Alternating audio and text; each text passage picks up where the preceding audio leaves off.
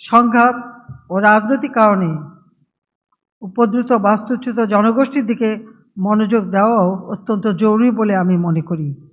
এ প্রসঙ্গে উল্লেখ করতে চাই, বাংলাদেশে আশ্রয় নেওয়া মিয়ানমার থেকে জোরপূর্বক উচ্ছেদকৃত রোহিঙ্গা জনগোষ্ঠী এবং ইসরায়েলের গণহত্যা ও আগ্রাসনের ফলে নিপীড়িত ফিলিস্তিনি জনগণের কথা।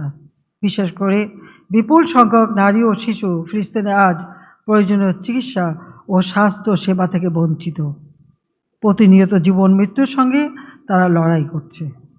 আমি আশা করি জাতিসংঘ সহ অন্যান্য আন্তর্জাতিক সংস্থা সেখানে সকলের জন্য, বিশেষ করে নারী ও শিশুর জন্য প্রয়োজনীয় স্বাস্থ্য সেবা নিশ্চিত করতে আরও কার্যকর ভূমিকা পালন করবে। আমরা যুদ্ধ চাই না, শান্তি চাই। কাজে এই সমস্ত সংঘাত বন্ধ হোক, সেটাই আমরা কামনা করি।